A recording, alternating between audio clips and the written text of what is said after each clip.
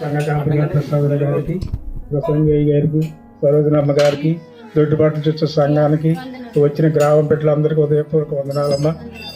ఈ కార్యక్రమం ఆకుమర్తి నాగరత్నం అని నా మిస్సెస్ 19/12/2022 ఆవిడ దేవుడి సన్నిధికి చేరింది. ఇప్పుడు ఇది జరిగిపోయే 3వ సంవత్సరంలో చేరింది. నా ప్రభు సన్నిధిలో నిద్రిస్తుందమ్మా. ఆ బిడ్డ కొరకు మేము ఇక్కడ ప్రార్థన పెట్టి ఉన్నాము. వచ్చిన బిడ్డలందరినీ నైనా వారికి ఇచ్చిన కూతురు కొడుకు వారి గురించి ప్రార్థన చేయండి. అల్లుడు గారు దూర దేశాలు ఉన్నారు, కూతురు కూడా దూర దేశాలు ఉంది. అయినా బిడ్డల కొరకు ఇచ్చిన 6 బిడ్డలు ఆయన ఆ బిడ్డల కొరకు దీవించి ఆ బిడ్డలకు మంచి ఆరోగ్యాలు దయచేయండి. ఆయన ఇచ్చిన పెద్ద కుమార్తె ఇచ్చిన మనవడు మా భార్య ఉంటే ఆ బిడ్డను చూసినందుకు ఎంతో సంతోషించేది. ఆయన బిడ్డ లేదు కాబట్టి ఆయన బిడ్డకి ఇచ్చిన బిడ్డను కూడా ఆ బిడ్డకు మంచి ఆరోగ్యం దయచేయండి. ఆయన మా అత్తగారు తరపించిన బిడ్డలందరినీ దూరదేశాల్లో ఉన్నవారు ఇక్కడ ఉన్నవారు అందరినీ కూడా ప్రార్థన చేయండి. మా కొరకు ఆయన నా ఆరోగ్యం గురించి ప్రార్థన చేయండి. నా కుమారుల గురించి ఇచ్చిన 6 బిడ్డల గురించి మనవల గురించి ప్రార్థన చేస్తారని ఆయన ఇచ్చిన సాక్ష్యం వచ్చిన ప్రతి బిడ్డని ఆయన మా యొక్క అందరికీ వందనాలు ఇచ్చిన సాక్ష్యం దేవుడు దీవించిన కాక.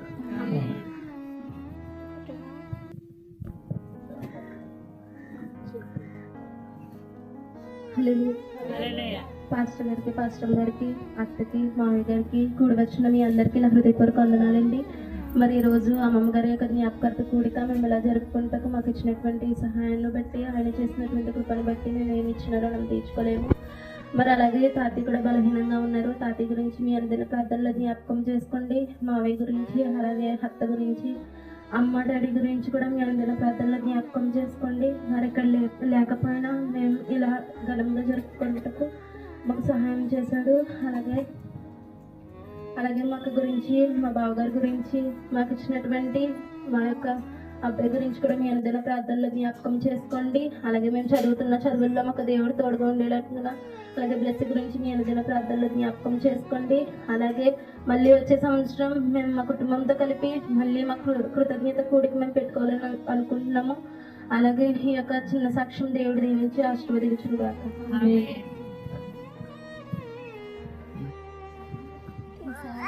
ఊరు వచ్చిన సంఘస్థులకు, అలాగే దైవ సేవకులకు, అమ్మగారికి, ప్రసంగ గారికి, మా సంఘస్థులు గారు అందరికి కూడా వందనాలండి. అయితే పెద్దక్క లేని లోటు చాలా ఉంది మాకు. ఎందుకంటే గుమ్మలో ఉన్నప్పుడు మా అమ్మ ఏ రీతిగా అయితే ఉండేది ఆ రీతిగా మరి నేను ఎక్కడికైనా బయటికి వెళ్ళి వచ్చినప్పుడు కూడా పాపం ఇంకా గణేష్ రాలేదంటే అని చెప్పని అడుగుతూ ఉండేది. నా కళ్ళ ఎదురుగుండానే నా యొక్క ప్రాణం వదలడం నేను కళ్ళారా చూశాను. ఎందుకంటే ఆమె ఆవేశంతో బయటకు వచ్చింది, బాత్రూమ్కి వెళ్ళింది. నేను ఇలాగా రామారావు అని అటువంటి తీసుకొని అటు ఇక్కడ దాకా వచ్చిందండి. తీసుకెళ్దాం హాస్పిటల్, కానీ మేము అంతా ప్రయత్నం చేసేటప్పటికి కుర్చీలో కూర్చున్నట్టే మరి ఆవిడ ప్రాణం విడిచిపెట్టడం కళ్ళారా చూసాం. అదే సిటీలో జరిగిపోయింది. అదంతా కూడా దేవుని చిత్తం కాదేమో. అక్క మరి ఇంకా ఆయన పిలుచుకున్నాడు కాబట్టి ఆవిడ పని ముగించుకొని వెళ్ళింది. ఇంతమంది పిల్లల్ని చిన్నప్పటి నుంచి అన్నయ్య వదిన బయట ఉన్నప్పుడు కూడా ఈ బిడ్డల్ని వాళ్ళ సొంత బిడ్డలుగా కాసుకుంటూ బిడ్డలు మరి వాళ్ళ చదివిస్తూ వాళ్ళకి ఎంతగానో ధైర్యం చెప్పి మా యొక్క వాళ్ళ ఈ యొక్క స్థితిలో నిలబెట్టింది. అయితే మరి మౌనిక విషయంలో అక్కుంటే ఇంకా సంతోషించబడేది, కానీ మరి దేవుడి చిత్తం, దేవుడు పిలుచుకున్నాడు వెళ్ళింది. అలాగే పెద్దక్క, రెండక్క కూడా లేకపోవడం మా కుటుంబంలో చాలా తీరం లోటండి. మరి అలాగే ఇంకా విడిచిపెట్టిన వెళ్ళినటువంటి బిడ్డల కొరకు మీ అన్నిదినం ప్రార్థించండి. అక్క ఆత్మదేవుని యొక్క చేరిందని మేము నమ్ముచున్నాం. అలాగే అన్నయ్యని వదిన గురించి కూడా ప్రార్థించండి. అన్నయ్య పరిస్థితుల్లో కూడా దేవుడు గొప్ప కార్యం చేశాడు. మరి అక్కడ ఉన్నటువంటి కొంత సాతాను గలిబుల వల్ల అన్నయ్య కొద్దిగా ఇబ్బంది పడినప్పుడు అయినా మరలా దేవుడు ఆ బిడ్డను మళ్ళీ అక్కడ స్థిరపరిచే విధంగా దేవుడు సహాయం చేశాడు, లెక్కలేని శుద్ధులు. అలాగే ఇంకో విషయం ఏంటంటే మా లాస్ట్ చెల్లండి రాని కొరకు మీ అన్నిదినం ప్రార్థించండి. ఎందుకంటే అపాయం నుండి, ప్రమాదం నుండి కూడా దేవుడు కాపాడాడు. హల్లెలూయా. రాజమండ్రి హాస్పిటల్లో, గవర్నమెంట్ హాస్పిటల్ ఉంది, పెద్ద ఆపరేషన్ చేశారు. బిడ్డ అయితే మరి చాలా ప్రమాదమైనటువంటి సాక్ష్యం అండి అది. కాబట్టి ఆ బిడ్డ మరలా ఈ గ్రామంలో మరి ఆ గృహం ముందు మీటింగ్ పెట్టుకొని చెప్పుకోవాలని ఆశపడుతుంది. ఆ బిడ్డ కొరకు ప్రార్థించండి. తమ్ముళ్ళ కొరకు, మరదల కొరకు, మరి ముఖ్యంగా బావగారి కొరకు మీ అన్నిదినం ప్రార్థించండి. ఆయనకు కూడా ఆవేశం ఎక్కువగా ఉండడం వల్ల మరి ఆయన కూడా అనారోగ్యంగా ఉన్నారు. ఆయన కొరకు మీ అన్నిదినం ప్రార్థించేయమని మరి కూడి వచ్చిన మీ అందరినీ సహాయం కోరుకుంటూ ఈ కొద్ది మాటలు దేవుడికి ఆశ్రయించును గాక. యాత్రికులము, పరదేశులము. హల్లెలూయా. మనందరము కూడా ఈ యొక్క దినము ఏదో ఒక రోజున ఈ దేశాన్ని ఈ లోకాన్ని వదిలిపెట్టి వెళ్ళిపోయే రోజు ఒకటి ఉంది.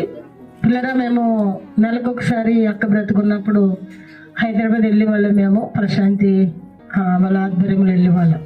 పెద్దక్క నేను కలిసి వెళ్ళే వాళ్ళం. అక్కడ ఇద్దరు ఉండేవారు కదా, మా చెల్లి మా అక్క. నలుగురం కలిసి మేము ఎవరింటికి వెళ్తే అక్కడ ప్రార్థన కూడికల్లో పాల్గొని మళ్ళీ మేము దారండి వస్తున్నప్పుడు, బస్సులో ప్రయాణం చేస్తున్నప్పుడు, ఆటోలో ప్రయాణం చేస్తున్నప్పుడు వాళ్ళిద్దరు మాట్లాడుకున్న మాట ఏంటంటే, పెద్దక్క రెండక్క కలిసి అయితే, అక్క నేను ముందర వెళ్ళిపోతాను, నా వెనకాల నువ్వు వచ్చేస్తావు, నేను ముందర వెళ్ళిపోతాను, నువ్వు నా వెనకాల వచ్చేస్తావు అనేది. ఎవరు ప్రశాంతమ్మ అనేది. అదేంటి చెల్లి, నువ్వు రివర్స్లో మాట్లాడుతున్నావేంటి?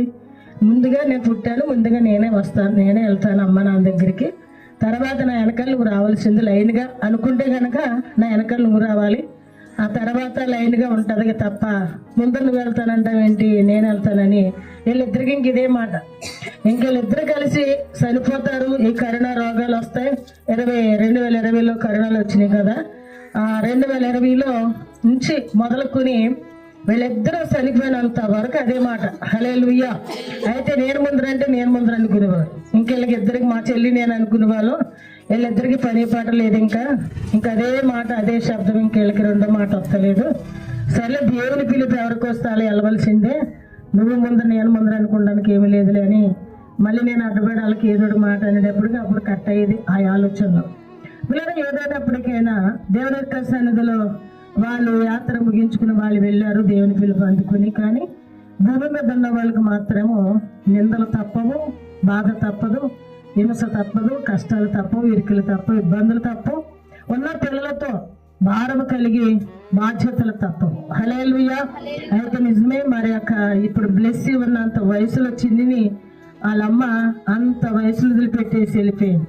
మా పెద్దకి ఆవిడ తల్లిలాగా మరి పాలిచ్చే సమయంలో పాలిచ్చినట్లుగా అమ్మాయిని అలవాటు చేసుకుని మరి 5 పిల్లలు కూడా అంత చిన్న వయసులో ఉన్న వాళ్ళని వదిలిపెట్టి మరి దేవుడిచ్చిన అభయం, అది కూడా దేవుడి సన్నిధిలో ఆ రోజుల్లో మరి ఎంతో కష్టకరమైన పరిస్థితులు కలిగి ఉన్నప్పుడు మరి దేవుని యొక్క నామాన్ని బట్టి నాలో ఉండి నా ప్రభు ఇచ్చిన వాగ్దానాలు పెట్టుకుని నీవుగా నీ భర్తగా ఒకే దేశానికి వారసులుగా నేను నాకు కష్టపడి పనులకి పంపిస్తానని దేవుడిచ్చిన వాగ్దానం పెట్టి నా ఆధ్వర్యంలోనే ప్రతి దానిని కూడా కొనసాగించి సఫలము చేసి సమకూర్చి భార్య భర్తలుగా ముందుకు నడిపించిన దినం మొదలుకొని నేటి వరకు మరి ఆ ఇంట్లోకి ఈ ఇంట్లోకి తిరగక్కలేకుండా ఒకే ఇంట్లో బేబీ మరి ఒకే ఇంట్లో పని చేసుకుంటాం.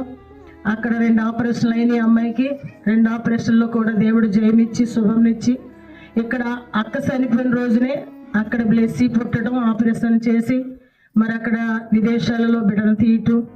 అప్పుడు ఆమె అయితే అలాగా పడుకొని వీడియో చూపించినప్పుడు ఏమైందమ్మా అంటే, నాకు కడుపులో నొప్పి వచ్చిందని ఒంకెట్టింది, అమ్మాయి పుట్టిందని చెప్పలేదు. కడుపులో నొప్పి వచ్చి నాకు ఆపరేషన్ అయిందని చెప్పింది. అప్పుడు ఆవిడ కూడా చనిపోయిన రోజేని అంటండి. అది అక్క చనిపోయిన రోజున ఆమె కూడా చాలా సీరియస్ అయిందని తర్వాత చెప్పినప్పుడు మరి దేవుని కార్యాలు కంటికి కనపడవు, చెవులు కనపడవు, దేనికి గోచరం కాదు. మా అక్క చనిపోవడం అంటే చనిపోయింది, కానీ అక్క రూపంలో మరొక అక్క మన మధ్య తిరుగుతూనే ఉంది. హల్లెలూయా. పెద్దదితే గనక బ్లెస్సీ సేమ్ అక్కలాగానే ఉంటుంది అమ్మాయి. కనుక పిల్లరా, దేవుడు మాత్రం వదిలిపెట్టలేదు. తన శ్రమను చూశాడు, దుఃఖాన్ని చూశాడు, అమాయకతనాన్ని చూశాడు, ఆమందరికీ కూడా పెట్టిన విధానం అంతా చూశాడు దేవుడు. మంచి పిలుపు. ఆయన కూడా దేవుడి సన్నిధిలో నాతో మాట్లాడి 8 గంటలకే చనిపోయింది అక్క. ఒక ఉదయకాలమే ఫోన్ చేసి నాతో మాట్లాడింది. అక్క, అమ్మ ఆర్ఎస్ వచ్చేస్తుంది సరోజ, చెల్లిని పంపించు, హాస్పిటల్ తీసుకెళ్తాను అంటున్నారు నన్ను అని చెప్పింది. అప్పుడు దేవుని సన్నిధిలో అక్క ప్రార్థన చేస్తున్నాను, భయపడకని ప్రార్థన చేస్తానే ఉన్నాను పిల్లరా. అప్పటికే మా అక్కకి పిలుపు వచ్చినట్లు నేను అక్కడ దేవుడి దర్శనం చూశాను. ఆ ప్రార్థనలోనే తెలిసింది. మా చెల్లిని కేకేసన్నాను, అక్క మనకు దక్కిలా లేదు, అక్క ఆత్మ వెళ్ళిపోయేలాగా ఉంది చెల్లి, నువ్వు గమ్మున వెళ్ళిపో, నేను వెనకాల వచ్చేస్తాను, డబ్బులు చూసుకుని వస్తాను అక్కని తీసుకుని వెళ్దాం హాస్పిటల్కి అని చెప్పడం జరిగింది. పిల్లరా మరి ఫోన్ పెట్టేసాను ఒక అరగంటకి మాత్రం మళ్ళీ అక్క మనకి లేదని వార్త వచ్చింది. హల్లెలూయా. అయితే మా అక్క నిజమే మంచాన్ని పడలేదు.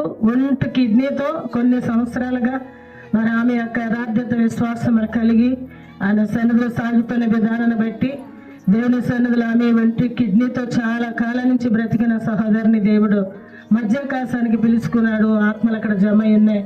నా ఫ్యామిలీ ప్రకారంగా నా తల్లి తండ్రి, నా మేనల్లుడు, నా అక్కలిద్దరు 5 ఆత్మలు విచారణలో మధ్యాకాశాలు ఉన్నారని విశ్వాసంతో మరొక దినమందు అక్కడికి వెళ్తాం, అందరూ కలుసుకుంటామని అక్క నిరీక్షణతో ఈ సాక్ష్యం చెప్తున్నాను పిల్లరా.